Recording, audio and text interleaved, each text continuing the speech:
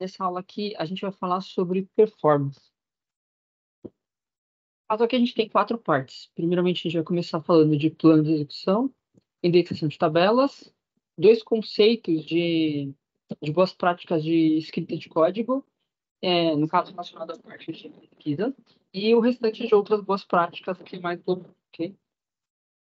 Então, primeiramente, o plano de execução. O que é isso? É o seguinte, o SQL é uma linguagem declarativa. Então, você fala para ele o que você quer, as informações que você quer, nas tabelas que você quer. E aí, o banco se encarrega de verificar a melhor estratégia de retornar aquele conteúdo. No caso, para que ele possa fazer isso, assim como foi explicado na primeira aula, ele vai fazer o quê? Ele vai compilar a tua consulta, vai montar um plano de execução, um plano de ação, né? Um plano para executar o conteúdo que você quer, um plano para executar para retornar as coisas que você quer. E aí, esse plano vai ter vários componentes internos para conseguir atender às estruturas de dados que ele possui internamente para poder fornecer informações de dados. Tá? Ele é muito importante para que a gente possa fazer a otimização do consumo. No caso que você está vendo aqui na tela, é justamente uma ferramenta gráfica, a descrição, ele tem formato, tem outros formatos também, mas geralmente o pessoal utiliza em formato gráfico. E aí você consegue avaliar o plano de uma consulta, a estratégia, né, que o banco definiu para retornar os dados que você solicitou.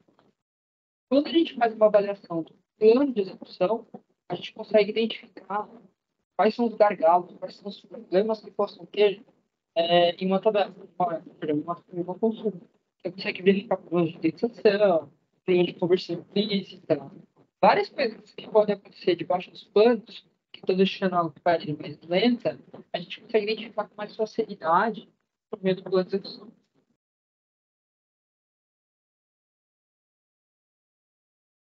Basicamente, o plano, ele é essa imagem gráfica, é um fluxo gráfico, né? E aí tem vários componentes que vale a pena depois estudar com mais profundidade, mas não cabe aqui agora falar sobre isso, só está dando um overview. A gente faz a leitura desse plano da esquerda para a direita, de cima para baixo, tá? Então a gente vai olhando daqui e indo nesse sentido, tá? No caso aqui, essa consulta aqui, ela vai fazer, está fazendo uma busca em um índice, a partir desse índice, ela está fazendo uma operação, um loop interno para buscar os dados de algumas colunas que estão nessa tabela Pearson.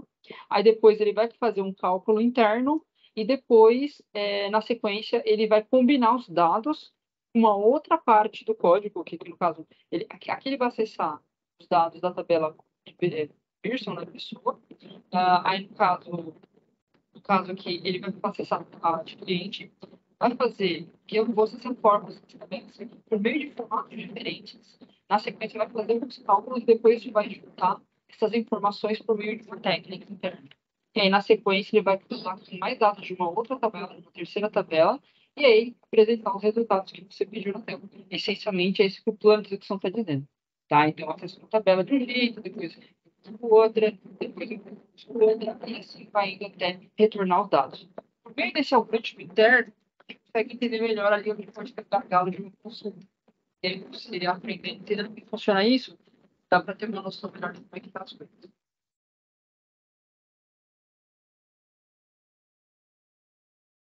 Vocês me ouviram bem?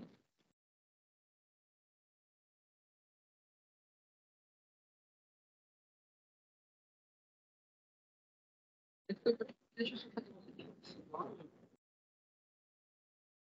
Eu tô ouvindo, mas para mim tá meio cortando. tá cortando, deixa eu É só para mim ou o Rodrigo tá acessando também? Ele falou que tá ouvindo bem. Então acho que beleza. vale Deve continuar. ser só sinal, tudo bem. Menos mal, aqui eu falo aí, e tá cortando, aí você pior. Valeu. Na sequência aqui, tá? Aqui mais um exemplinho, né, de algumas coisas. Uma coisa que vale a pena prestar atenção no pente, tá acontecendo, né?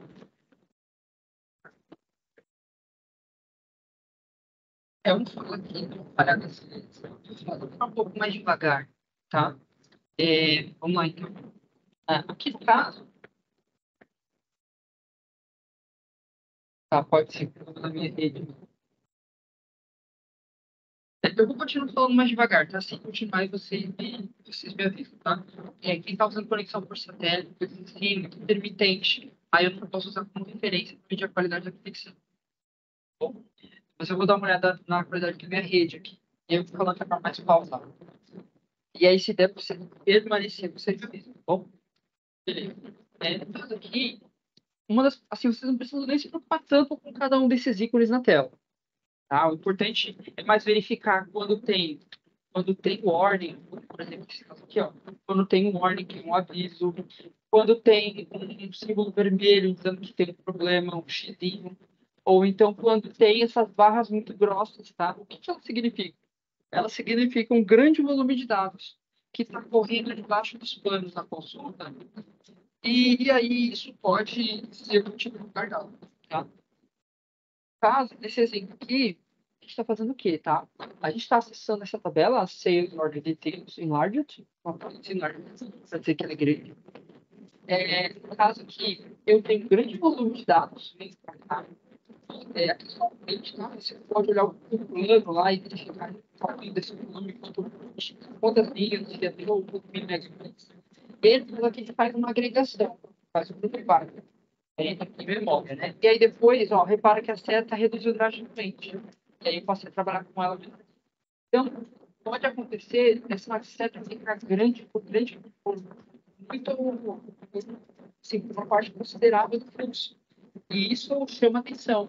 Pode ser que você esteja trabalhando com muitos dados sem necessidade, você fazer um filtro antes. Então, já é um sinal aí de atenção. E o segundo item aqui, ele vai dizer o percentual que cada passo tem em relação a todo esse bloco. Então, por exemplo, aqui, maior, está na varredura do índice dessa tabela. E aí, aqui, dependendo de como é que está essa distribuição dos custos, você pode identificar que esse cara está muito elevado, seja, dependendo da situação, talvez seja melhor que um índice, fazer uma para utilizar mais performance. Às vezes não, tá? Aí isso não necessariamente tá, essa distribuição que seja um problema. Aí verifica do código, como está o cenário, tem uma regra específica para dizer as coisas. Tem que ter uma avaliação melhor, conhecer os operadores, entender o que a consulta faz, entender como é que está a indexação para conseguir avaliar melhor. Okay? O que mais aqui que vale a pena falar? A gente tem os tooltips. O que, que é isso? São dicas que aparecem, né, com informações complementares quando a gente passa o mouse por cima dos elementos lá do plano. Nesse exemplo aqui, o usuário passou o mouse sobre aquela setinha e ele está falando, olha, eu estou aqui nesse fluxo do índice para a parte do scan, aqui para o aggregate, o índice scan para o aggregate, eu estou jogando 52 megabytes. Aí você consegue ver ó, quantas linhas são. Ó. São mais ou menos aqui, ó, 4 milhões, quase 5 milhões de linhas. Tá? Então, você consegue verificar esse fluxo, você consegue medir, consegue quantificar, e aí dá para ter uma noção melhor de como é que ficou, ok? Beleza, aí dá para verificar esse fluxo de forma mais quantitativa. Outra coisa também é que o SQL ele pode sugerir índices para você. No caso aqui, essa consulta, ele está falando, olha, eu tenho impacto de 92 aqui, 92. Eu não lembro se é percentual ou se é numérico, acho que talvez seja só numérico. Ele vai fazer o que, olha, se você criar esse índice, acho que depois tem que abrir o index detail que ele está sugerindo, aí você pode verificar se faz sentido criar esse índice. Não só o fato dele sugerir significa que você está criando, tá? Não é uma boa prática você criar todos os índices que ele sugere. Por quê? Porque esse índice é sugerido com relação a essa consulta. Muitas vezes, para essa consulta, o mais adequado seja ter esse índice. Mas pode ser que para outras consultas vocês tenham outras sugestões de índice. E aí, se você criar todos os índices que ele está sugerindo, você vai ficar criando várias estruturas que, conforme a tabela for atualizada, vai precisar ser atualizado também. Então, você vai começar a alterar teu ambiente em razão de um mau uso de índice. Você saiu criando a torta direito. Tá? Então, talvez o ideal seja verificar. Olha, ele está sugerindo criar esse índice. Aí eu verifico se as colunas que estão nesse índice, elas já não estão em algum outro, se uma parte dele já não está. E se esse caso exista, se a gente não pode colocar mais alguns índices, mais algumas colunas que esse índice está sugerindo em algum índice existente. E aí você consegue fazer algumas adaptações, você consegue reaproveitar melhor. Você, em vez de criar dois índices, nesse caso, você poderia criar um caso não tenha, né?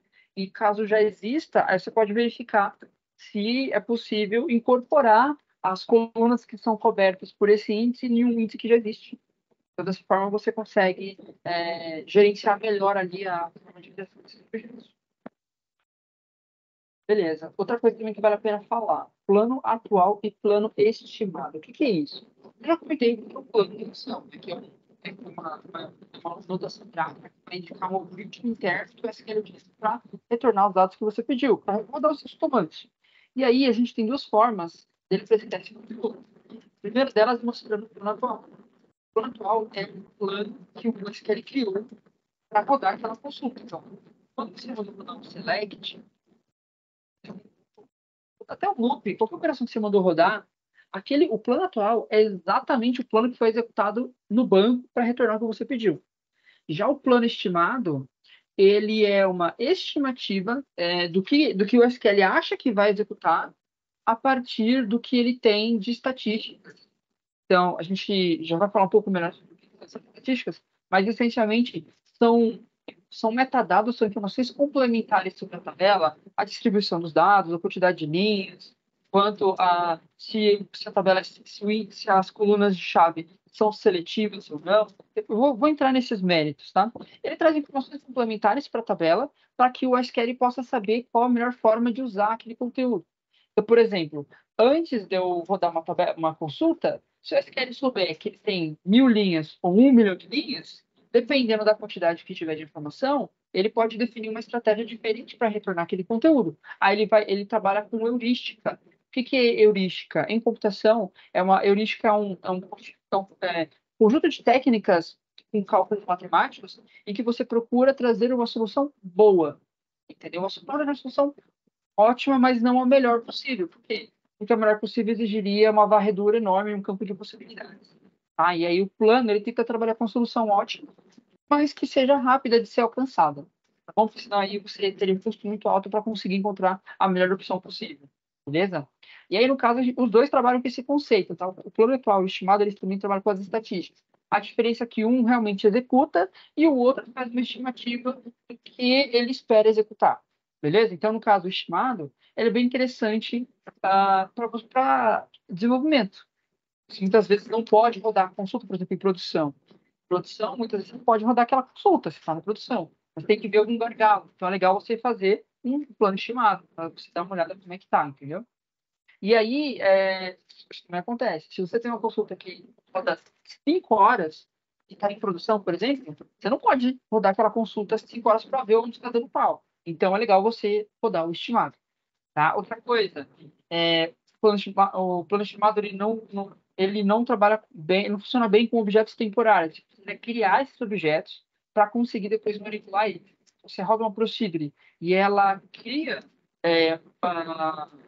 a tabela temporária em tempo de execução. Na hora que você tenta fazer o plano estimado, ele não cria a tabela ainda, então não funciona bem.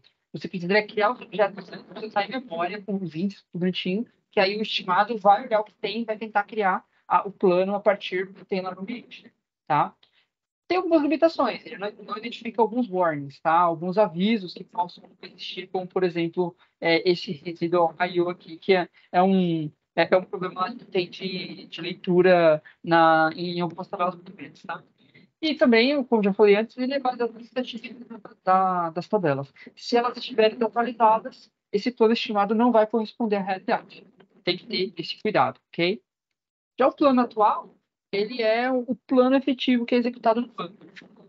Sempre que você finaliza uma consulta, se você pedir o plano para mostrar o plano atual, ele, depois que retornar os dados, vai mostrar, olha, aqui estão os dados, e esse foi o plano, foi o algoritmo interno que eu usei para retornar esses dados. Tá? Agora, deixa eu falar sobre as estatísticas. O que são isso? São metadados, são informações complementares que a gente tem nas tabelas. O que é um metadado? É um dado sobre o dado. Tá? Então, por exemplo, imagine que eu tenho um arquivo de texto e aí tem lá as informações, você tem os dados desse arquivo, a informação dentro do conteúdo, o conteúdo do arquivo, E aí por fora você tem a extensão, a data de modificação, a data de criação. Todas as informações são metadados. São dados sobre os dados, entendeu? E aí, no caso, as estatísticas não deixam de ser também metadados. São informações complementares sobre as tabelas que você tem no seu ambiente. E aí, ela vai ter várias informações sobre a distribuição dos dados, o que está indexado, o que não está. E elas são muito úteis para o otimizador de consulta criar os planos. No caso, ele auxilia muito na execução real do plano. Ele vai dizer qual que é a rota, né? É como se fosse um Waze, tá? É como dizer assim, olha, para você sair da cidade A para a cidade B, você vai seguir essa rota. O plano estimado é mais ou menos isso. E aí, o atual é a execução dessa rota mesmo. Então, ele executa um caminho e fala, olha, eu passei por aqui, por aqui, por aqui, e apresenta para o usuário. E aí, as estatísticas são fundamentais. Assim como no Waze, para que você tenha uma boa execução lá da sua viagem, você precisa saber tá de trânsito, se tem alguma via parada. Tem que ter informações complementares que estejam coerentes com a realidade. E aí, tanto que o Waze funciona bem porque sempre tem alguém avisando ali quando tem um problema. Você tem um ambiente de estatística, no caso do aplicativo, que tem uma boa taxa de atualização, ele não fica defasado com facilidade. E as estatísticas, para que funcionem bem, elas precisam também ter essa boa taxa de atualização, entendeu? Se ela não corresponder à realidade, na hora de executar o plano, ele espera uma coisa e quando ele vai pôr na mão na massa, vem outra. Então, tem que ter esse cuidado, ok? E aí, deixa eu ver aqui, a gente vai falar depois sobre rotinas de manutenção. É importante que a gente mantenha as estatísticas atualizadas, refletindo os dados mesmo. Porque senão, se você tirar uma foto antiga, e aí na hora de rodar, ela vai dar um caminho que não é lá, um caminho meio torto, que não vai ajudar a alcançar o resultado de uma forma tão eficiente. Beleza, o que mais? Elas são usadas, né, pelo utilizador de consultas. O SQL Server, ele gerencia essas estatísticas automaticamente. E aí, o que ele vai fazer, tá? Ele vai utilizar quando você vê que você tem consultas com filtros, com predicados e tudo mais, com joins, ele vai criar estatísticas de acesso que está dizendo assim, ó, se eu cruzo dados de uma tabela com outra, se eu faço uma operação de filtro, se eu faço um cálculo, alguma coisa que não é trazer tudo, eu já crio estatística naquelas informações, naquelas colunas, porque quando eu for cruzar esse tudo, quando eu for executar essas operações, eu já vou ter uma noção melhor de como realizar isso. Então, o SQL, essencialmente, ele cria vários controles internos de metadados. Quando ele vem executar o que você pediu, ele já sabe como se virar. Então, basicamente é isso. E aí elas são automáticas, né? Você pode fazer, você peça para desligar, mas você pode também fazer o controle de gerenciar na mão lá as estatísticas.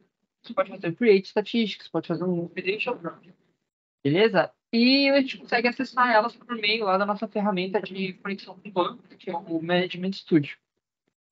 E na imagem do lado, a gente tem um exemplo das estatísticas do formato gráfico de uma tabela. Então, você consegue verificar aqui ali qual que é a faixa, ou quais os intervalos, você consegue ver a média, você consegue ver várias informações que auxiliam, né, a você criar as estatísticas. Outra coisa que vale a pena falar, as estatísticas, elas são criadas a partir de um sample, a partir de uma amostra do conteúdo da tabela. Se você tem uma tabela com 5 bilhões de linhas, às vezes não vale a pena você criar. E aí as estatísticas, o SQL utiliza conceitos de estatística inferencial para que essa amostra tenha uma boa margem de confiança para refletir os dados, né, a população, a tabela, o conteúdo da tabela como um todo. Ok? Então, aqui na tela a gente tem um histograma que mostra a distribuição do conteúdo, e aí o SQL utiliza essas informações para definir uma estratégia melhor. Aqui, se vocês quiserem ver do banco mesmo, efetivamente, vocês eu posso mostrar. A gente faz o quê? A gente vem aqui eu seleciono a minha tabela, venho aqui nessa pastinha de Statistics, e aí a estatística vai ser esse underline, UA, e aí vai ter o nome dela, tá bom? Quando eu crio índices, ele também cria estatísticas em cima desses índices. Então, ele também é um objeto complementar. E aí, aqui eu fiz aqui nessa estatística aqui, eu fui lá, cliquei com o direito do mouse, mostrei as propriedades e foi isso que apareceu aqui para mim. Nesse caso aqui, ele está mostrando, olha, as estatísticas para esse índice são essas aqui. Então ele fala, ó, quantidade de linhas, 91. A média, o tamanho médio, 11. Qual é a coluna aqui que tem esse tamanho médio? Country. Aí tem a densidade. Você tem várias informações. Você tem aqui o histograma, a distribuição, o conteúdo, quantas linhas tem para cada coluna.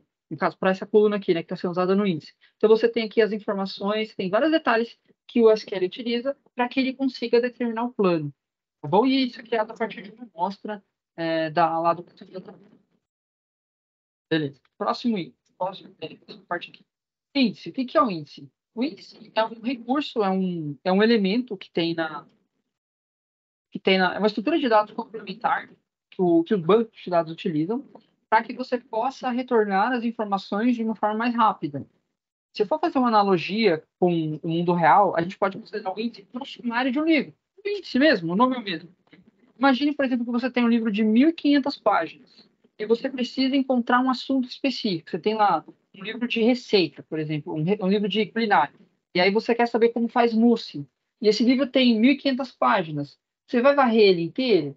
Não, você vai no índice, vê qual é a seção que fala do mousse, dos doces, e aí você fala, olha, o mousse de limão está na página, sei lá, 915. Então você vai naquela página em busca do que você quer, que você tem interesse.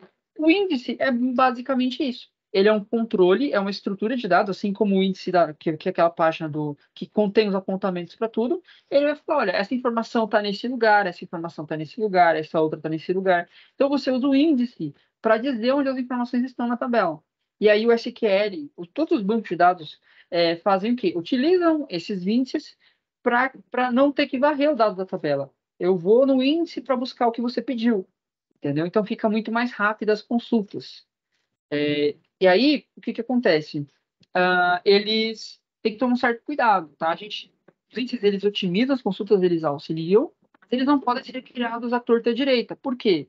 Porque quando você cria o índice, você está criando uma estrutura de dados complementar. Quando a tabela é alterada, o índice precisa ser atualizado junto. Então, se você tem vários índices e a tabela sofre muita alteração, os índices vão ter que ser atualizados com muita frequência. Se você não tomar cuidado, dependendo de algumas, se você faz movimentação do dado da tabela, por exemplo, uma tabela que esteja ordenada fisicamente pelo CPF, aí você colocou o CPF ele vai estar organizado fisicamente, lá, iniciar 1, 2, 3, 4, 5. Se você coloca alguém no 2, depois sendo que já está no 5, ele vai alterar a ordem física da tabela. E aí isso vai obrigando o índice a ter que ser atualizado. Se você não conseguir ter uma boa taxa de atualização, ele vai ficar fragmentado, ele não vai mais corresponder com a realidade dos dados. Então, tem que tomar um certo cuidado, tá? E a estrutura que é criada para manter esse índice é o que a gente chama de árvore B.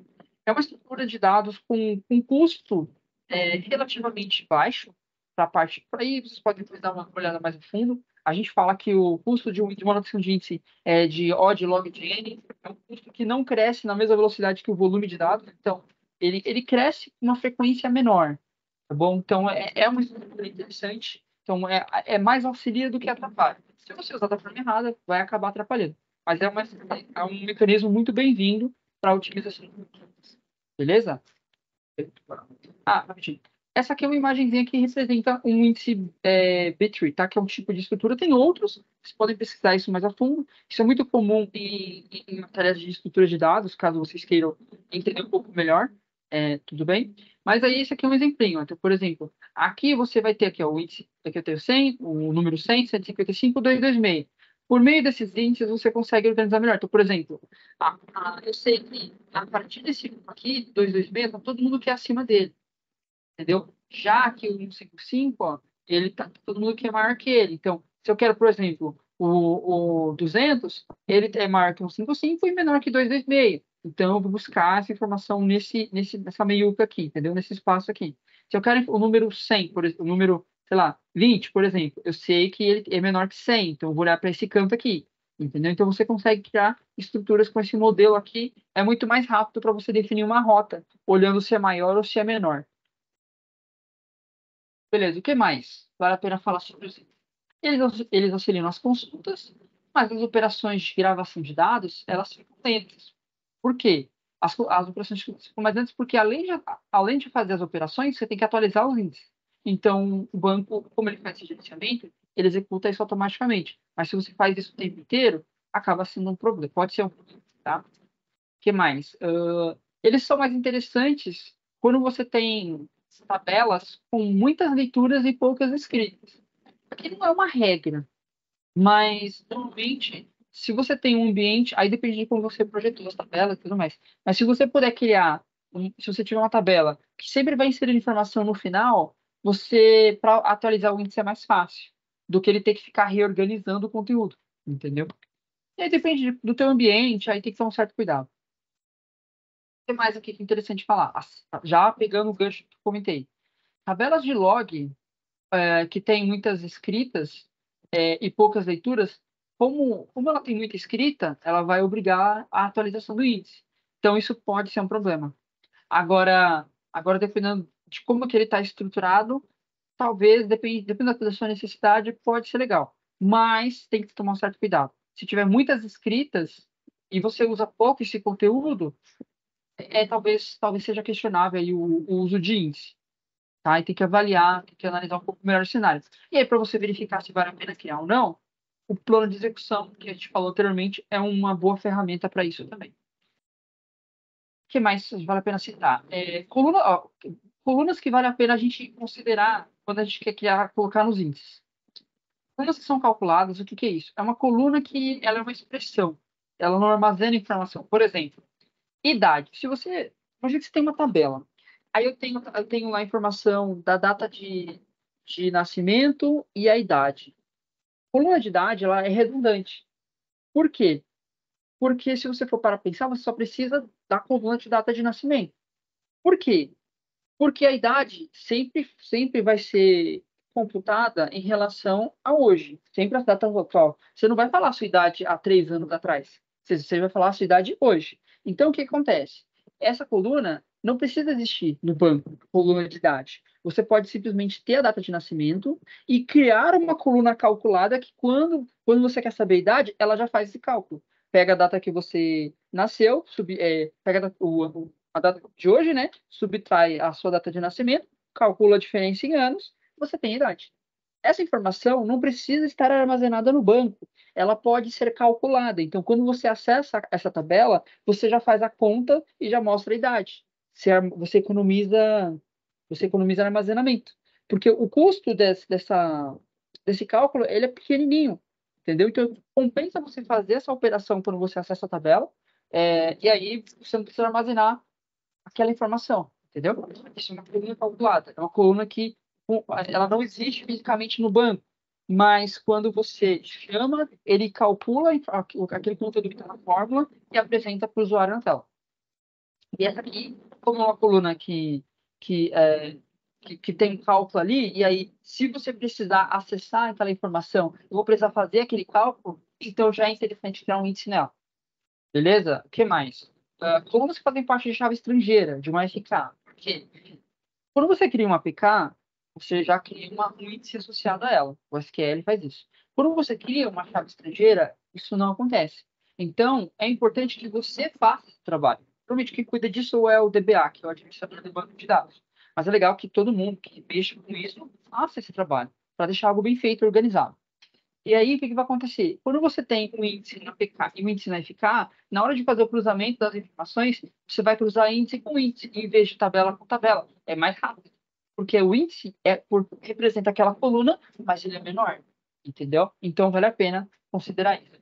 E colunas de alto incremento também, dependendo do seu cenário ali, às vezes o pessoal utiliza essa informação como chave, e aí você consegue também fazer esse tipo de uso, ok? Agora a gente vai falar sobre os tipos de índices, ok? A gente tem um índice clusterizado, tem um não clusterizado e tem um column store. Vou explicar cada um deles na próxima sessão. Um instantinho.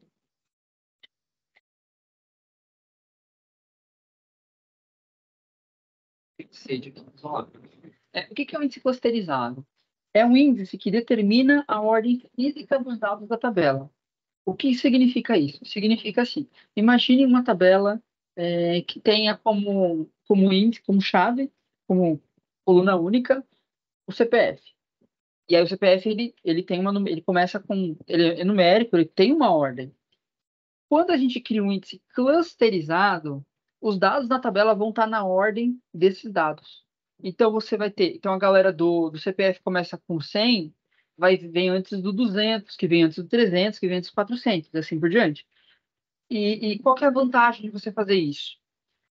Quando você quer buscar a informação do 300, por exemplo, o número que está lá na casa dos 300, você pula os trechos da tabela que tem o 100, que tem o 200, que tanto que é acima dessa faixa e abaixo dela. Então, em vez de você varrer a tabela, você varre um bloco dela. Então, você já ganha performance aí, você já ganha ali uma boa performance, tá? O que mais vale a pena falar? Como a tabela fica ordenada, os dados ficam ordenados por essa coluna ou por esse conjunto de colunas, você só pode ter uma ordem física dos dados na tabela. Por isso que você só pode ter um índice cluster por tabela. Beleza? E o que vai acontecer? Quando você cria esse índice, o sistema vai navegar por meio dessa estrutura que eu falei, né? Essa árvore B, até os nós folha, são as pontinhas daquela estrutura de dados em formato de árvore, que tem os dados da informação que você pediu. Entendeu? E aí ele está falando aqui, ó, suas páginas contêm folhas que têm páginas de dados. O que é isso? É assim, eu tenho um índice, tenho uma estrutura de. Eu tenho uma estrutura de índice aqui. E o que acontece? Essa estrutura aqui, ela é uma árvore. Em estrutura de dados a gente chama de árvore. Os nós do final aqui, a gente chama de nó folha.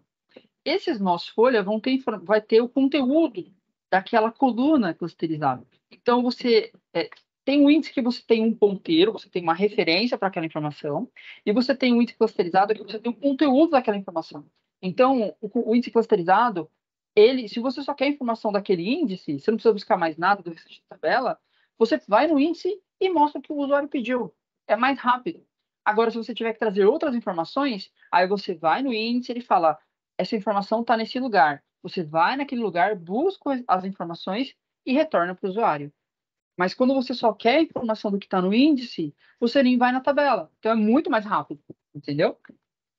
É isso aqui o que ele está falando, tá? No SQL, ele armazena os dados, só uma curiosidade, em um negócio que a gente chama de páginas de dados. São pequenos arquivinhos que vai armazenar o conteúdo das linhas. E aí, o que acontece?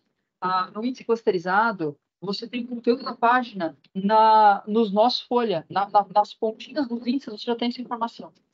Beleza? Enquanto no outro índice que a gente vai mostrar aqui, você tem apenas o caminho, o ponteiro, um endereço de onde da página que contém aquela informação.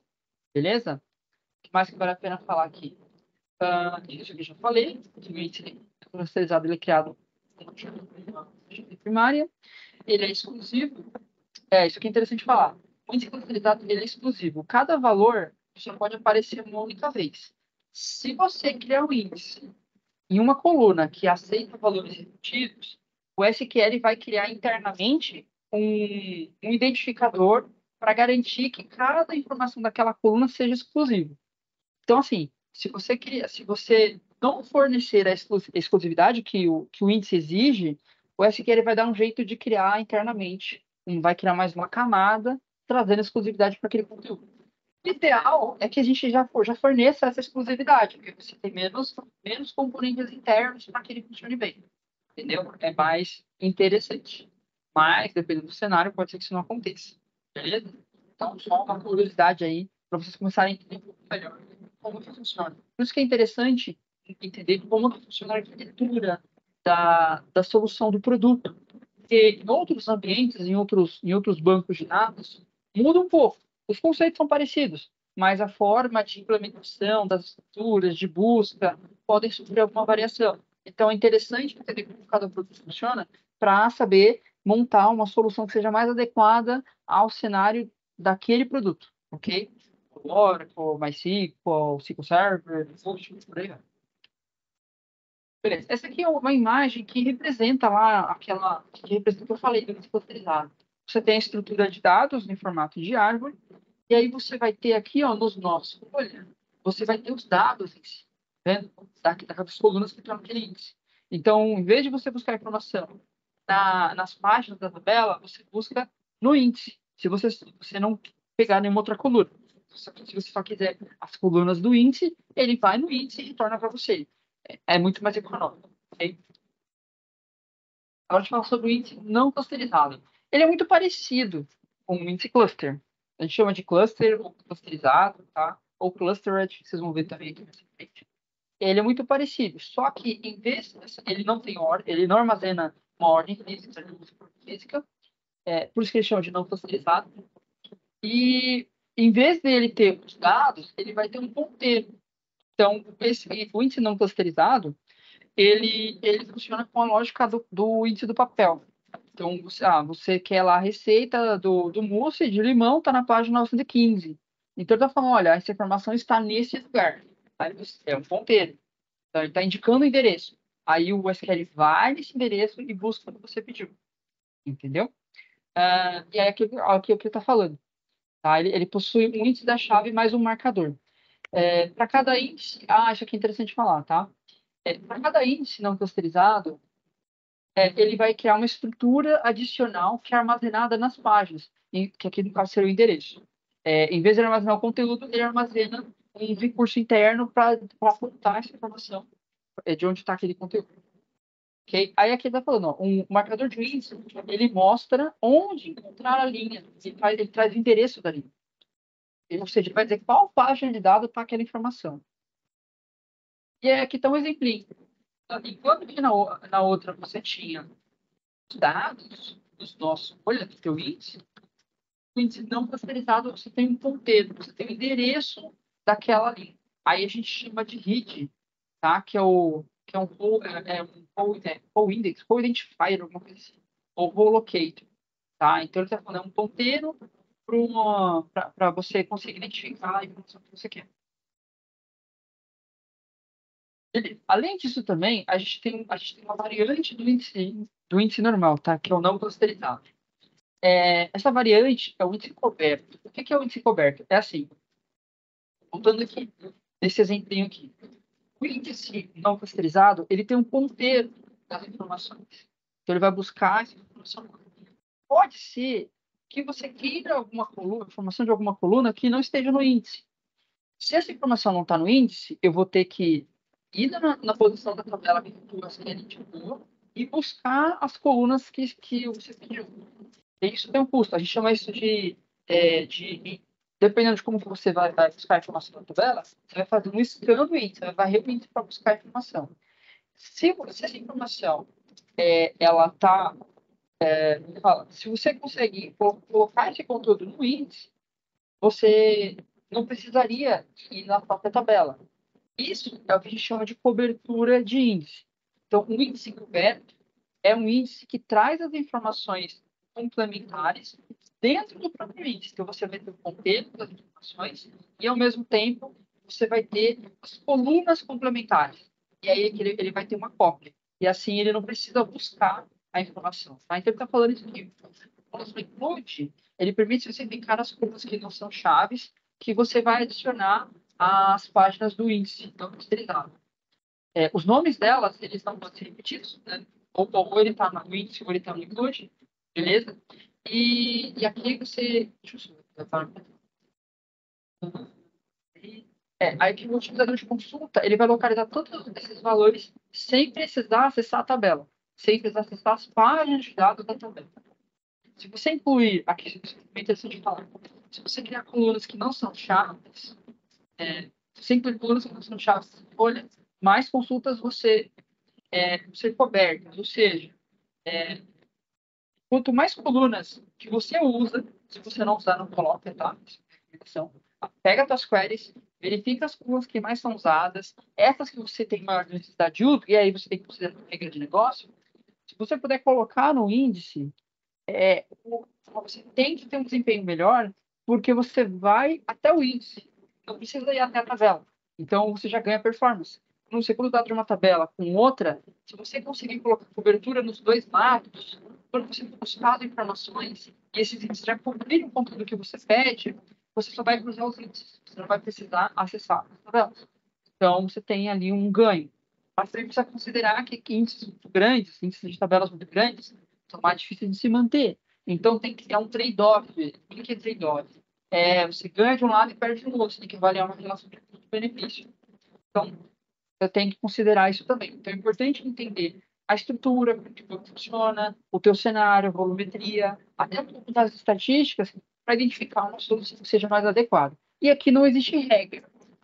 Quando você tem X, você usa esse índice. Quando tem Y, você usa esse índice. Não, aqui é mais conceito. Você vai avaliar o plano, a taxa de consulta, dependendo do teu cenário, se é mais adequado atuar de uma forma ou de outra, aí você tem que avaliar melhor. E o próximo tipo de índice é o índice Column Store. Isso é uma informação nova, porque a gente conhece, mas eu estou trazendo aqui para vocês. É um formato de índice que armazena as informações em coluna. Os outros índices, eles armazenam as informações em formato tabular. Os dados são armazenados em formato linear, perdão, formato de linha.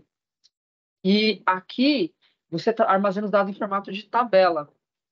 Isso aqui tem uma vantagem que é o seguinte: em vez de você precisar acessar assim como o índice coberto, você não precisa acessar as páginas de dados e jogar um monte de informação na memória para buscar as informações das colunas que você quer.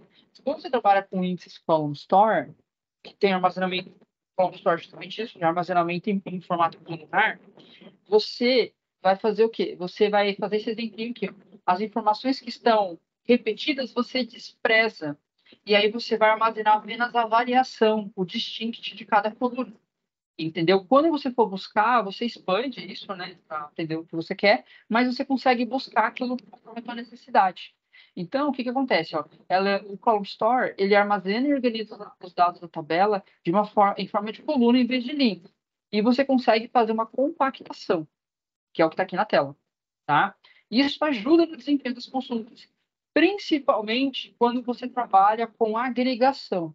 Quando você está, por exemplo, criando uma tabela de um data warehouse, um DW que vai ter informação histórica, habitualmente a gente faz muita agregação. Eu quero ver o total por dia, por mês, por cliente, por aquilo. Como você está fazendo a sumarização do dado, se você, dependendo do teu cenário, as informações são mais demandadas, quando você cria os dados nesse formato tabular, ele consegue agregar as informações de forma mais rápida. Em vez dele ler várias páginas de dados que tem as informações disponíveis lá no disco, você lê as colunas, entendeu? E aí você não vai ter informação repetida várias vezes. Então, para fazer operação de sumarização, por exemplo, ou até jogar esses dados na memória e cruzar com outras tabelas, é mais rápido.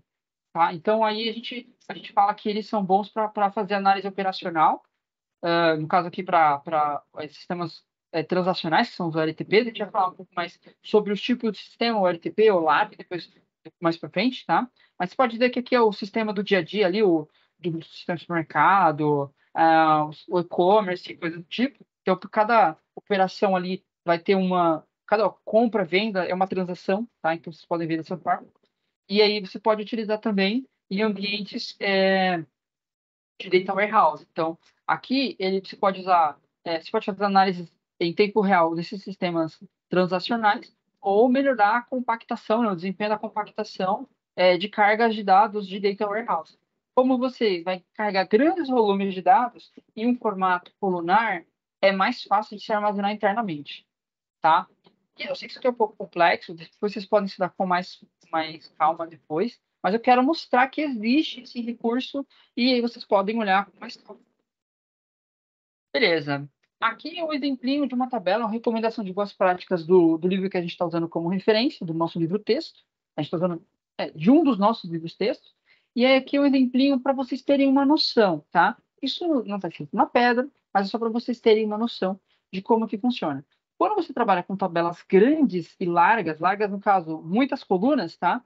É, talvez seja a tendência, né? Não é uma regra, mas a tendência é você trabalhar com índice Column Store, beleza? Quando você tem consultas com uma alta seletividade, o que que é? Aí eu vou explicar o que que é isso. É assim, a seletividade diz respeito a você fazer um filtro mais eficiente. Por exemplo, pega a prova de concurso, vamos dizer assim. Você tem ali uma prova de concurso com 300 vagas. Beleza. Quantas pessoas fizeram a prova? 100.000 pessoas. Então você tem o quê? Você tem muitos candidatos e poucas vagas. Então você tem que fazer o quê? Você tem que fazer uma alta seletividade. Você tem que fazer critérios. Você tem que ter critérios que tragam pouca informação, entendeu? Um outro exemplo, pegar, por exemplo, vestibulares da FUVEST ou de alguma outra faculdade que tenha a segunda fase. Na primeira fase, você elimina uma galera. Mas aí o que acontece? Já vai para a segunda fase uma galera que é muito boa. Mas você precisa ter um processo seletivo mais criterioso para conseguir desempatar o pessoal. Então você precisa ser mais seletivo. Você precisa filtrar com mais rigor, entendeu? Então, o que que isso significa? Significa que uma consulta com alta seletividade é uma consulta que você pode varrer muito, mesmo que você varra muita informação, você vai trazer pouco conteúdo. Por exemplo, uma coluna com uma alta seletividade é a coluna de CPF. Por quê? Porque o CPF não repete. Então, se você tem um cadastro de pessoas, a coluna de CPF não vai repetir. Agora, se você faz uma busca pela coluna de sexo, você tende a ter ali 50-50, ou 55-45, uma coisa assim.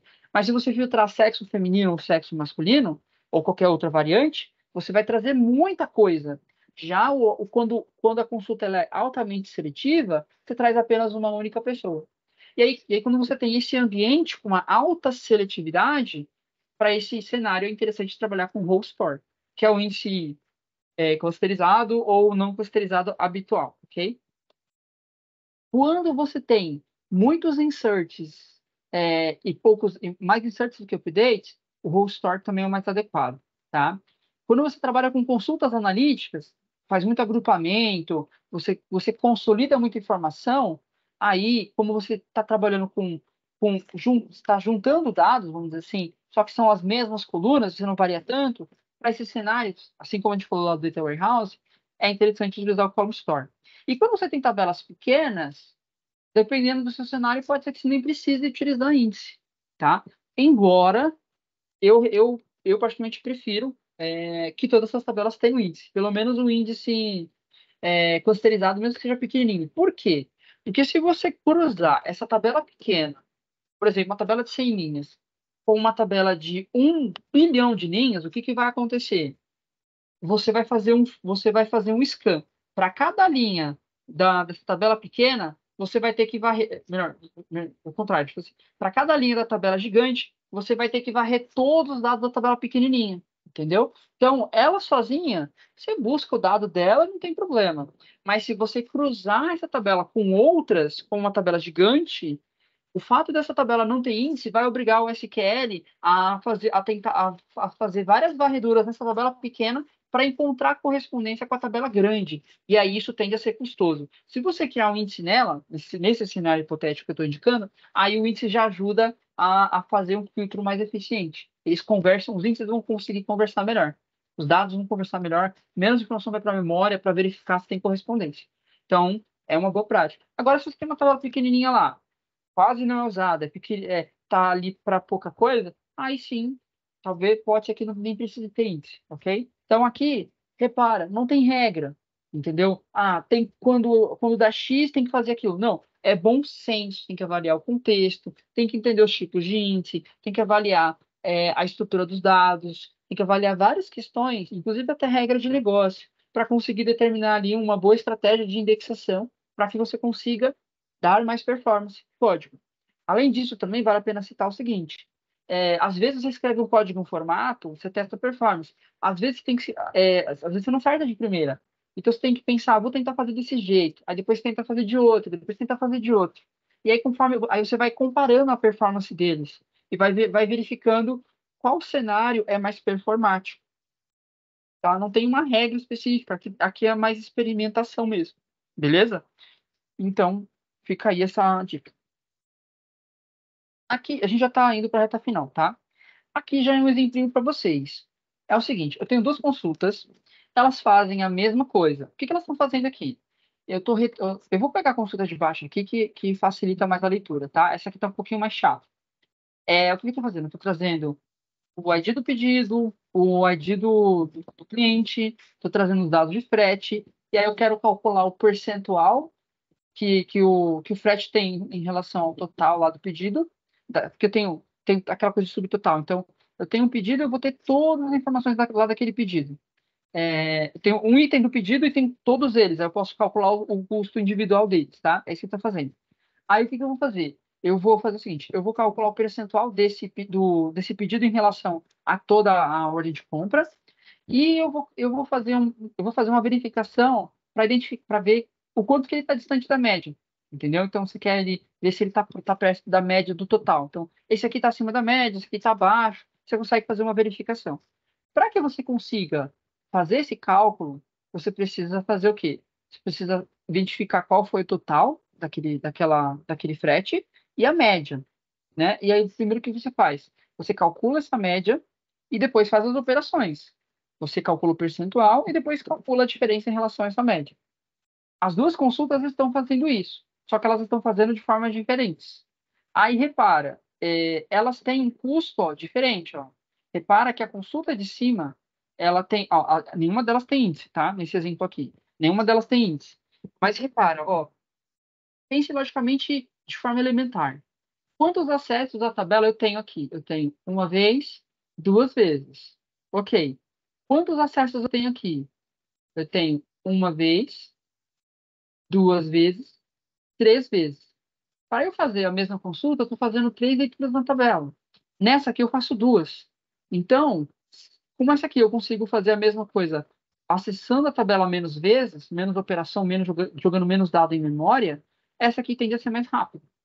Tá? Então, mesmo trabalhando sem indexação, você já precisa pensar em uma forma de escrever uma query que seja mais performática. Beleza? Nessa daqui, você faz o cálculo primeiro e depois você usa ele, faz um cálculo de subtotal e depois faz as operações com esses subtotais. Nessa daqui, você calcula a soma, depois calcula a média, depois usa elas, entendeu? Por fora. É mais custoso. Você está falando três acessos. Um acesso para a soma, um acesso para a média e um acesso para o cálculo.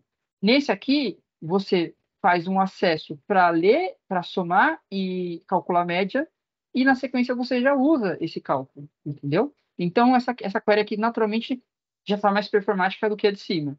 Beleza? Assim, esse aqui é o exemplo sem índice. Esse aqui é o custo dela sem índice, tá? Quando... deixa eu até mostrar para vocês entenderem, assim, para vocês verem de forma prática. Eita, peraí, acho que meu banco tá off aqui, só um minutinho, tá? Eu acho que não tá rodando o serviço. Deixa eu... É assim, para quem... Caso isso aconteça com a máquina de vocês, eu vou aproveitar e fazer isso aqui. Você abre aqui o gerenciador de tarefas, vem em serviços, tá? Aí você vem aqui SQL Server, aqui, ó. Aqui, ó, ele está desligado. Eu vou aqui iniciar, tá? Beleza. Ele já vai começar aqui, eu já vou conectar, ó. Já conectou. Beleza, ó. Eu vou abrir aqui a minha query, vou abrir aqui o Management Studio, vou conectar nesse banco e eu vou rodar o plano estimado lá, só para vocês verem, ó. Eu vou rodar aqui, ó. É aqui, ó, plano estimado, ó. Display Estimated Execution Plan. Beleza, ele vai mostrar, vai rodar a consulta, vai mostrar só o plano estimado, perdão. Ó, e aqui é o caminho dele. Ele falou, olha, para fazer essa consulta, eu vou fazer esse caminho aqui, ó. Vou fazer um scan no índice da tabela, aí vou fazer uma agregação, aí aqui eu vou fazer outra operação, e depois ele vai juntando as informações, tá? Nessa outra aqui, eu tenho um outro plano. Esse aqui é o estimado, tá? Ele não rodou a query. A partir das estatísticas, ele traçou a rota. O plano atual é esse aqui, ó. Eu marco aqui, aí eu tenho que rodar a consulta, ele vai trazer os dados e vai mostrar o plano efetivo. Tá? Quando as estatísticas não estão muito atualizadas, o plano atual não fica igual fica diferente, né? Pode ficar diferente do estimado, tá? Então, aí você vai avaliar o teu cenário para o que é mais interessante. Aí, no caso, eu vou fazer o seguinte, eu vou pegar e fazer o estimado dos dois. Por quê? Porque ele vai rodar esse bloco e ele vai me trazer o percentual. Lembra que eu falei para vocês? Assim como vocês conseguem ver o percentual individualizado, você consegue ver o percentual das consultas. Então, olha só, o user aqui não teve custo zero, então posso desprezar. Vou até tirar ele aqui da minha seleção de conteúdo para poder rodar aqui o plano estimado. Tá? Aí eu tenho aqui duas queries, tá vendo? Eu tenho a query 1, ela tem um custo de 63% em relação a todos os comandos que foram executados nessa seleção. beleza? Se ele é maior que... Se eu tenho... Pensa assim, se eu tenho duas consultas e dividido por 100, daria 5. Se elas tiverem o mesmo custo, daria 50-50. Como aqui eu tenho maior que 50, então uma é mais pesada que a outra, porque sempre vai dar 100, total sempre vai dar 100. Entendeu? Então é 100 dividido pelo número de consultas que você rodou. Aí, se ele tiver, aí a partir dessa média, né? Então, se você tem dois, você teria 50 para cada, se não tivesse igual. Se você tivesse três, seria 33,33 para cada. Se ele tiver acima ou abaixo desse número, você consegue verificar se ele está mais caro ou não, entendeu? Nesse caso aqui, essa aqui era para ser 50-50. Ó, se eu pegar essa consulta aqui, é sempre relativo ao que você manda rodar, tá? Então, eu vou rodar aqui, ó, a mesma consulta duas vezes. Ele vai fazer o quê? Ele vai dizer que é 50-50. Por quê? Porque o custo total, o custo de cada um delas vai ser em relação ao total. Como o total é duas vezes cada um, já que é a mesma, então o custo vai ser duas vezes e aí vai dar 50% cada uma delas. Beleza? Então, quando você usa esse conceito relativo, você consegue verificar se ela é mais cara ou não. E aí, nesse caso aqui, a consulta de cima, ela pesa 63% do meu bloco de comando, que é esse 0,14 aqui. Como que eu faço para ver esse 0,14 aqui? Eu venho aqui no meu Select e passo um hint. Aí eu posso vir aqui no Properties, que ele vai mostrar aqui o custo dela, tá? É esse Estimated Submitted Cost. Aqui ele deu uma variada, né? Na outra vez que eu rodei, estava um número diferente. Provavelmente porque eu atualizei, acho que eu devo ter atualizado estatística, alguma coisa assim, tá? E aí, aqui ele deu 0,33, ok. Tá? Na outra vez que eu rodei, estava maior, não tem problema. Nessa aqui, estimado, dá quanto? Ó? Dá 0,019. Você consegue comparar os índices e você tem que sempre usar como referência aquele momento, tá? Se alguém criou um índice e fez alguma alteração, aí a foto já muda. Então, quando eu estava montando esse material, esses aqui foram os números que a SQL me deu. Mas, dependendo do cenário, pode ser que mude. Pode aumentar o volume de dados da tabela. Então, é em relação ao aquele momento. Beleza? Voltando aqui, utilizando como base o que está aqui nesse plano estimado, tá?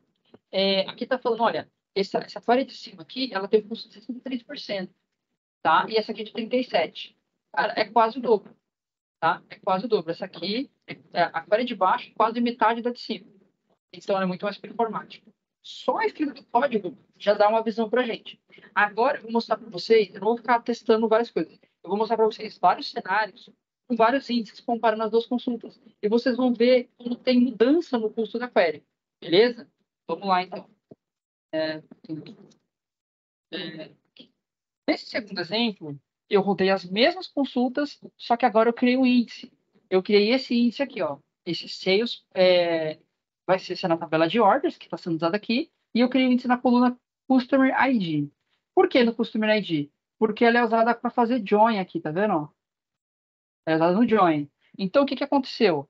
Ó, o custo da query 1 era aqui, aqui era 0,14, sem índice. Aqui é 0,13. Você percebeu que teve um ganho? Teve uma redução. Mas como o código está mal escrito, você não teve um ganho substancial. Agora, olha de baixo. Ó, aqui está 0,05. O ganho maior está da query de cima para de baixo. Quando eu crio o índice, eu tenho uma redução também. Na verdade, nesse caso aqui até aumentou. Às vezes acontece isso também, porque varia cada cenário. Mas tá uma flutuação aqui. Tem uma variação pequena, né? Então, significa que esse índice talvez não esteja tão bom. Talvez você possa melhorar. Vamos testar mais um outro tipo de índice? Vamos. Vou matar aquele índice e vou criar um índice coberto agora. Então, agora eu vou criar um índice, vou criar o mesmo índice, só que agora eu vou colocar nos nós, na folha desses índices, mais duas colunas, que são os dados na minha query, tá? Que também são dados na minha query. E aí, o que vai acontecer? Custo, ó, aqui, ó, aqui era 0,13, aqui caiu para 0,033, tá vendo? Caiu para 0,033. Repara que aqui eu tive um ganho de performance. Então, significa que esse índice deu mais resultado. Agora, vamos comparar o de baixo. Aqui está 0,057 e aqui, ó, caiu muito mais. Vendo? Então, o que eu estou conseguindo ver?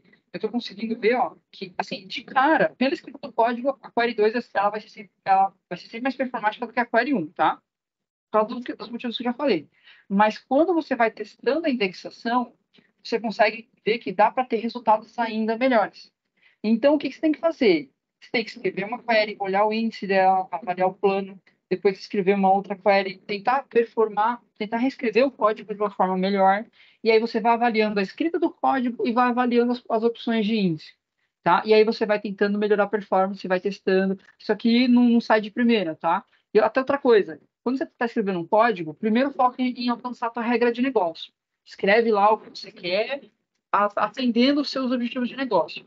Uma vez que você conseguiu chegar no resultado que está batendo na tua regra, que está validado, aí você vai para a parte 2, que é reescrever esse código para ser performático. Se você está tentando escrever um código rápido e que atende a regra de negócio, ou ele não vai ficar tão performático, ou ele vai passar algum gap, tem uma chance de você deixar algum gap na regra. Então é legal fazer separadamente, beleza? E aí aqui no finalzinho é um compilado para vocês terem uma noção do nosso teste, tá? Aqui a query 2 sempre vai ser mais performática, mas conforme eu vou testando a indexação, eu consigo ganhar muito mais performance. Repara, a query de cima, sem índice, é praticamente 10 vezes mais cara, tá? Do que a de baixo. Então, dependendo do seu cenário, você consegue fazer uma consulta de 1 hora rodar em 2 minutos, 3, até mais. Tá? Então, tem que saber fazer isso, tem que testar, tem que ter conhecimento para poder mudar nessas coisas, beleza? Ok. Eu tô aqui na parte 3, já deu 10 minutos, mais um pouquinho, tá? Só para continuar aqui, que acho que vale a pena essa parte aqui. Tá, não tem muita coisa ainda não. A gente já tem algumas coisas para dizer sobre indexação e tudo mais, a gente vai entrar no conceito de SARG. O que é SARG? SARG é um acrônimo para Search Argument, é argumento de busca. O que é isso? É um predicado, ou seja, um filtro, que, dependendo da forma como você define, você fala para ele que você quer buscar, você consegue fazer um uso melhor dos índices. Tá? Então, o que acontece? Filtro, ele é sargável, ele é sarg, se você não fizer manipulação na sua coluna de filtro. Por quê? Porque aí você usa o índice, tá? Se você fizer alguma manipulação, você vai largar o índice, vai fazer um cálculo em memória com todas aquelas informações e você vai olhar essa informação na memória. Então, você cria um índice e não está usando ele. Por isso que é ruim. Agora, quando você não faz transformações nessas colunas, você vai direto no índice e aí fica mais rápido, tá? E aí o que ele vai fazer? Ele vai fazer várias coisas, tá? Aqui, um exemplo delas é você poder fazer between, você pode utilizar esses operadores aqui, igual, maior, menor, like, você está fazendo uma comparação, mas você não está transformando aquela coisa, tá? E aí, dessa forma, você consegue ter uma performance melhor, beleza? Agora, se você fizer diferente ou like com um percentual que vai buscar todas as opções possíveis, aí você já não vai ser tão seletivo, tá? E aí você perde esse atributo de ser necessário, beleza? O que mais que a gente pode falar? Isso aqui é interessante. Quando você manipula uma coluna, por exemplo, e você coloca a data e coloca year, você quer saber as vendas do ano passado. Aí você coloca where year igual a 2023. Ele vai pegar a coluna de data, vai converter nessa coluna year, que vai estar em memória, e aí vai fazer a comparação linha a linha. Se você reescrever esse código falando que você quer a data maior que o primeiro dia do ano passado e menor que o último dia do ano passado, você não vai jogar informação na memória. Você não vai calcular em coluna de memória debaixo da substância. O índice vai direto, se tiver indexado, o índice vai direto comparar cada uma daquelas colunas para trazer para dentro do seu intervalo do ano passado. É muito mais eficiente, tá? E aí, se você fica fazendo esses tratamentos, o otimizador não sabe se dá para confiar no índice. Então, ele despreza. Às vezes, ele despreza o índice e a query fica mais lenta. É como se você tivesse um índice e não está usando, tá? E aí, o que acontece aqui, ó? Olha, tá falando, ele pressupõe que os valores podem ser classificados de maneira diferente aqui, ó. E aí a ordem do índice, dos valores de origem, né? Ele não sabe se a coluna calculada que você fez, ela é igual à coluna de origem. Então você não sabe se a ordem do índice é copiada. E aí isso impede que o SQL confie no índice que você criou. Então ele vai fazer uma varredura, entendeu? Ou uma busca de intervalo. Então ele vai olhar blocos. Em vez de ir num ponto específico, ele vai ter que olhar um bloco inteiro ou fazer a varredura da tabela inteira. Então, se você não fizer uma consulta bem escrita, você vai jogar o índice fora. Então, não que adianta você escrever um bom índice se você não usa ele direito no teu código, como foi o caso da primeira consulta, tá? E aí aqui a gente tem mais tem um exemplo, tá? Por exemplo, aqui, ó, por exemplo, que eu tô falando. Eu quero todos os pedidos do ano de 2015. Isso aqui não é legal, tá? Por quê? Porque ele está fazendo uma conversão interna. Ou seja, vai pegar esse order date, vai converter para 2015 e vai comparar linha a linha para ver se é 2015 ou não. Entendeu? E aí você perde a eficiência dele. Olha o custo dessa coisa. Ele deu 0,049. Beleza. Agora eu vou reescrever esse código. Falando, olha, eu vou criar uma variável do tipo date, porque essa variável é date, por ser explícita. Eu falo, olha, eu quero que essa data seja maior que o primeiro dia desse ano e menor que essa aqui. A consulta é a mesma, mas eu tive uma redução no custo da query de 31%. Entendeu? Então, essa query aqui a gente chama de SARD. Essa aqui é no SARD, tá? Eu vou passar aqui mais alguns exemplos para vocês verem, tá bom? Não vou ficar entrando todos os detalhes, só para vocês verem. Aqui eu estou fazendo um date ADD, eu quero pegar os pedidos do dia anterior. Date ADD é uma função que avança, adiciona dias, ou meses, ou horas, na sua data. E aí, com espaço negativo, ele subtrai, né? Então, aqui ele está falando, eu quero os pedidos do dia anterior, né? E aí, eu poderia reescrever esse código, porque eu estou fazendo uma transformação em memória. Poderia fazer o contrário. Em vez de eu pegar a data de ontem, para cada linha da coluna, calcular o dia anterior e verificar se é menor que a minha variável, eu faço o contrário. Eu pego, faço o cálculo dessa variável para pegar o dia anterior, e aí eu monto uma lógica varrendo por tudo. Poderia ser um. Poderia ser. Essa aqui está fazendo o quê? Está pegando o dia anterior, jogando mais um que seria hoje, e aí você faz o menor e você alcançaria o mesmo resultado. Logicamente, é a mesma coisa. Só que o custo é menor, não. 28% da verba. Entendeu por quê? Porque nessa consulta aqui, ele não consegue confiar no índice. Ele vai ter que calcular em memória. Nessa aqui, ele já olha o índice direto para saber quais são as colunas que a prescrição verdadeira, ele vai buscar no índice, entende que atende a isso. É muito mais performático do que você fazer um date ADD para todas as linhas daquela coluna e depois fazer a comparação. Entendeu? Então, aqui você economiza processamento. E outra coisa, o date ADD está numa variável, isso faz uma única operação. Aqui o date ADD vai ser para todas as linhas. Se eu tiver 1 bilhão de linhas, esse date ADD vai rodar 1 bilhão de vezes. Nesse aqui vai rodar uma vez só. Entendeu? Então, você faz uma comparação cara e uma conversão cara. Cálculo cara. Nessa aqui, não. Nessa aqui você faz uma comparação barato e uma comparação mais leve. Por isso que você tem ganho de performance. Tá? Beleza. Aqui mais um exemplo. Tá? A mesma lógica. Não vou ficar entrando tanto em detalhe. Aqui ele está transformando a coluna e está fazendo a busca da informação. Se você fizesse nesse formato aqui, você já teria um ganho de performance. Aqui repara que o custo foi um pouco baixo. Por quê? Porque tem pouca informação nessa tabela. Se ela fosse muito grande, aí você teria uma diferença maior, entendeu? Por exemplo, imagine que você retornar uma linha de uma tabela de 100, ela tem um custo. Retornar uma linha para varrendo 100 linhas, ela tem um custo. Agora, varrer para uma linha em 1 bilhão, tem um outro. Aqui a tabela é pequena, então a diferença de custo ficou baixa. Mas quando você trabalha com tabelas grandes, essa diferença fica muito mais evidente. Então é interessante também fazer isso. Você quer fazer testes de performance? Fica fazendo tabela pequenininha. Faz em tabela grande. Se você não tem volume de dados, gera dados fictícios. Não tem problema nenhum fazer isso, entendeu? Que aí você faz verificações mais coerentes com a realidade. Até porque, se você ficar trabalhando com tabelinha de 100 linhas, quando você entra no sistema real, que são 30 mil, 50 mil, 1 milhão, 100 milhões, esse seu teste aqui não corresponde à realidade. Entendeu? Então, é importante também pensar nessa questão do volume, beleza? Estamos acabando, tá? Isso aqui é mais um outro exemplo. Mas aqui já é a mesma lógica. Aqui eu estou fazendo a transformação dessa coluna e aqui eu faço eu comparo a igualdade ou verifico a nulabilidade dela separadamente. Aqui no SNU eu faço assim, se a data estiver nula, eu vou jogar uma data. E aí eu faço a comparação com a variável também. Nessa aqui, não, eu falo, olha, se as duas estiverem preenchidas, você para, ou se as duas estão nulas.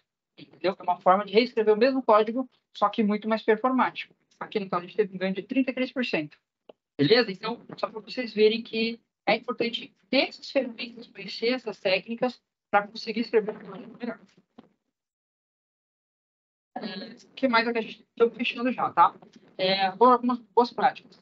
Procure sempre indexar as tabelas. tá bom? Criar a chave primária para garantir que você não tem informação complicada. Procure indexar chaves estrangeiras, como a gente já falou antes. Colunas usadas em filtros, em cálculos. É legal também colocar no índice, principalmente chave de merge, que ele vai comparar a tabela de origem e destino, então é mais rápido de se comparar se corresponde, se tem de um lado ou se não tem do outro. Também é legal você utilizar comentários de código para explicar ele, uma lógica, uma regra que você bate o olho e não sabe o que significa. Beleza? Ah, é legal também, assim, não deixar código comentado. É legal você ter comentários de uma linguagem humana, né, normal, mas não deixar código largado lá, entendeu? Que se ele não está ali, ou pelo menos coloca uma explicação dele, do que ele está fazendo ali. Que é uma forma de você evitar código desnecessário. Se alguém remover algum trecho do comentário, isso pode ser um problema. Tá? Então é interessante considerar isso. Outra coisa, faça questionamento de código, tá? Tem Git, depois vamos mostrar um projeto de banco de dados que fica armazenado é um projeto de banco que fica armazenado, os objetos de banco que ficam armazenados em arquivo, conseguem gerenciar as alterações dele, então isso auxilia bastante. A gente não fica só com banco dentro de objetos dentro do banco implantado lá no servidor. Beleza? Outra coisa, recomenda-se utilizar nomes coerentes, descritivos, sejam claros. Não fica criando um nome que só você entende, não. Vou criar uma tabela X. Legal, o que significa? Nem eu vou saber o que ela tem. Então, legal colocar nomes objetivos. Você bate o olho, você sabe o que significa. Tem que ficar adivinhando, entendeu? E também novos objetivos, não muito longo, nem muito curto, entendeu? Nomes que sejam intuitivos. E também recomendo que a gente utilize um certo limite de caracteres, 30 ou 40, assim, para você não escrever uma redação nem o nome da tabela, o nome da view, do objeto. Beleza? Outra coisa, recomenda-se também evitar o uso de funções que a gente já explicou em filtros, porque cada coluna ele vai ter que chamar aquela função várias vezes. E aí isso pode afetar o desempenho. Também a gente recomenda evitar cursores. Por quê? Porque o cursor trabalha linha em linha. Se você puder escrever o código fazendo todo aquele trabalho de uma única vez, é mais performático. E também é interessante evitar funções de ranking, funções de valor, aquelas funções que eu mostrei para vocês de janela, porque elas fazem grupos dos dados, e aí, se você tiver muita informação, você vai ter que fazer, você vai ter que fazer uma operação linha a linha. Não é isso. Então, se você não tiver necessidade de uso, não use. Faz com que vai, faz de uma forma diferente. Se você não puder, aí sim, você utiliza. Entendeu? Uma boa prática, a gente evita usar. Não é que é proibido, mas a gente evita para fazer sem necessidade. E aí, se você puder, se você testar um código, se você utilizar esse conceito de escrever o código de um jeito ou de outro, vocês vão verificar que essas coisas que a gente pede para evitar, normalmente tem um custo maior. Então, por isso que a gente de cara já recomenda, né, solicita que não se use sem necessidade. Se você não puder fazer de outra forma. O que mais aqui? Tá? A gente recomenda utilizar, antes desse objetivo, a gente recomenda utilizar blocos de enquete para você fazer lá os capturas dos erros. E também fazer chamar a função trace erro para estourar erro personalizado. Isso acontece com regras de negócio. Então, é legal também pensar não só no caminho feliz, pensar nos caminhos que podem soldar errado. Muitos devs não fazem isso. E aí dá problema, não testa direito. E aí, quando vai ver, simplesmente caiu naquele cenário e aí pode dar problema, beleza? E outra coisa também, utilizar colunas do mesmo tipo de dado. Você fica criando lá, você não de um lado, é um tipo, da outra é outro, mas que ele vai fazer conversão implícita. Se ele não consegue fazer conversão implícita, vai dar erro. Então, para evitar esses problemas, já projeta o banco, as tabelas, e essas colunas se conversarem, já projeta elas no mesmo tipo de dado. Isso ajuda a performance, isso evita a conversão de páginas quando tem custo de processamento. Então, já é bom deixar bem padronizado. Beleza? Coisa, vai evitar linked server. O que é isso? É uma conexão de um banco de dados com outro servidor de banco de dados. Por quê? Precisa algum na rede, assim, o desempenho do aplicativo com linked server vai depender da qualidade da rede. Se tiver um problema, se a rede cair, se a rede ficar lenta, você pode ter sérios problemas, entendeu? Então, a gente tenta fazer tudo num único banco, beleza? E também a gente recomenda, aqui, olha só, aqui uma dica. Quando você tem uma tabela com idêntica, aquela de autoincremento, você pode criar, quando você quer evitar o uso de rolando, uma opção de janela, Uma forma de você fazer esse mesmo código de forma performática é você utilizar uma coluna de armazenamento. Isso se a sua consulta não for particionada. Para cada linha, ele vai gerar um identificador, um número que só vai subindo. Aí, nesse caso, o identity ele é equivalente. Então, é uma forma interessante também. Beleza? No SAG, a gente já falou agora há pouco, a gente também recomenda evitar groups para operação informático. A gente já falou dos índices aqui, índice cristalizado no verde. A gente também recomenda evitar review de estatística, tá, nas cargas, porque isso pode ter um custo. Normalmente, a gente faz isso em um horário separado, é uma rotina de manutenção, se faz isso de qualquer jeito. Bom, e para criação de índice também, se faz criação de índice sem necessidade. Ou durante o processo de carga, na tua procedure você vai lá e recria o índice. Não, é legal você deixar uma rotina para isso. Por quê? Porque assim você tem um controle melhor, sabe qual pedaço do teu sistema que cuida disso. Se você ficar recriando tabela, se você fica recompilando o índice e a estatística, a torta direita, você perde o controle. E aí você não sabe direito o que está acontecendo. Se tiver um problema, você precisa avaliar como que está a tua manutenção. Se esse código tiver solto, você não consegue ver. Então, já é uma prática de arquitetura. Beleza? E também é legal fazer revisão de código. Isso não só para SQL, para Java, Python, linguagem. É legal que tenha uma pessoa para revisar o código, porque às vezes a tua visão, você não pensou no negócio ali, pode ter um problema, você não escreveu o código de forma legal. Legal alguém que revise, que tenha entendimento e que faça a revisão do código, para que vá para frente um código melhor, né? Mais uma melhor qualidade de escrita. E também aqui a gente recomenda você criar blocos, né, de back-end para delimitar os blocos, né, o início e fim, e não ficar uma coisa bagunçada. Isso ajuda a deixar o sistema mais organizado. Até mesmo porque no SQL você consegue minimizar trechos de código então, com o back-end, tá? Porque eu vou exemplo aqui, ó. Vou fazer aqui rapidinho. Eu tenho aqui, eu faço assim. Eu consigo no SQL minimizar esse bloco de código.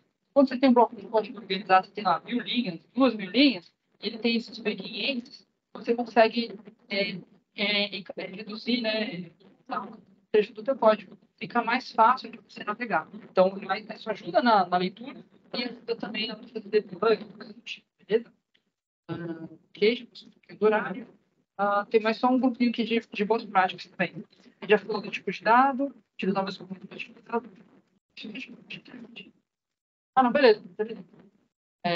Eu acabei de fazer essa atividade aqui, eu vou apagar ele, tá? Isso que é o que a gente tinha para falar para vocês, beleza? Alguém tem alguma dúvida?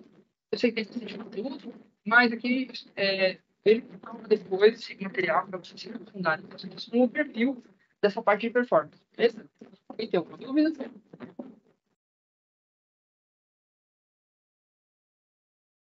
Beleza, tudo bem. Eu vou fechar aqui a gravação, tá? Se alguém tiver alguma dúvida, quiser revisar esse material, você tem um pouco mais denso, tá? Isso aqui entra na parte de administração de banco de dados. Isso aqui é uma das funções do DBA, tá? A gente já está mais avançado, beleza? Aqui, a ideia é que vocês não fiquem só fazendo research, select, update. Vocês mostrarem que funciona para manter um banco funcional, beleza? Então, vejam essa aula, se tiver dúvida. Se quiser, pode mandar lá no grupo, tá? A gente responde depois, a gente ouve. Mesmo no YouTube também, que tá lá. Aí depois a gente responde, tá? Depois vocês podem olhar os materiais de referência para esse programa. Ok? Eu desejo a todos aí uma boa noite e a gente se vê na semana que vem.